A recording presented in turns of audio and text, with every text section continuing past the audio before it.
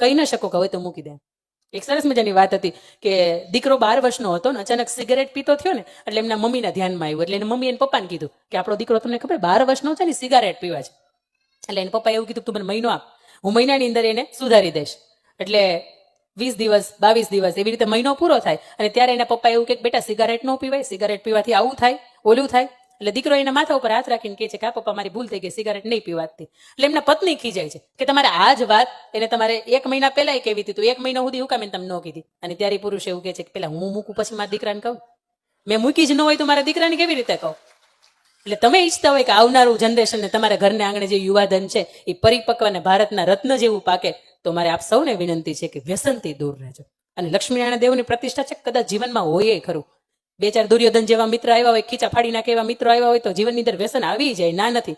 પણ આ પ્રતિષ્ઠા થાય છે ને તો અહીંયાથી ભગવાનને કહેજો ભગવાન જેમ તમારા મંદિરનો જીર્ણોદ્ધાર થાય ને એમ આ 60 વર્ષની ઉંમરે હું મારા શરીરનો જીર્ણોદ્ધાર કરું છું. આ જેટલા પણ વ્યસન છે ને બધા અહીંયા તમારા આંગણે હું અહીં છોડીને જાઉં. ભગવાન બધા એના 3 હાથ આ બાજુ હશે ને 3 હાથ આ બાજુ હશે, એવું જ કહે છે કે તમારા પાસે જે નથી પોહાતું ને લાવો આપી દો અમને. બાકી એક હાથની ત્રિશૂળ હશે, એક હાથની અંદર સરસ મજાનું કમળ હશે, એ તો આપણને આશીર્વાદ રૂપે છે. પણ જેટલું તમારે છોડવું છે ને એ મંચ ઉપરથી રહીને છોડી શકાય છે. એનાથી વિશેષ મારે એ કેવું છે કે ઘરનો મોભી બીજો કેવો હોય. આજે મેં ઘણા એવા ઘરે જોયા છે ધીરજભાઈ કે ધૃતરાષ્ટ્ર જીવે છે ને એની ખાતરી દેખાય છે. એટલા માટે કે તમે ઘરના મોભી છો, તમારાથી ઘર ચાલે છે.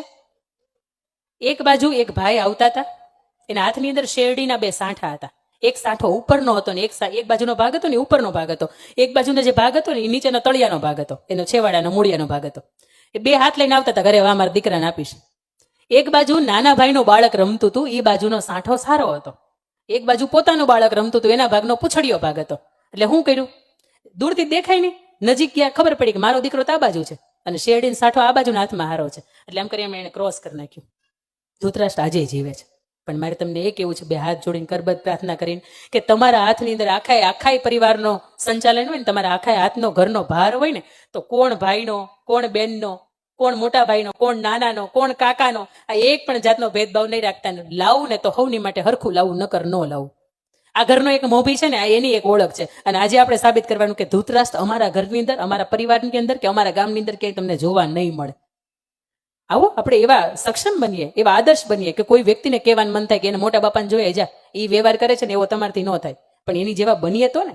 એના પછી મારે તમને એક વાત કરવી છે કે રામનું અને રાવણનું ભીષણ યુદ્ધ ચાલતું હતું. એની અંદર પ્રભુ શ્રી રામે ખૂબ મહેનત કરી કે એમને બાણ મારું અને રાવણ છે એ ઢોળાઈ જાય, પણ રાવણ પડે નહીં. એક માથું કપાય, બીજું ઉગે, બીજું કપાય, ત્રીજું ઉગે. અદ્રશ્ય માયાવી શક્તિ હતી. પછી વિભીષણ એને એવું કહે છે પ્રભુ એની નાભીની અંદર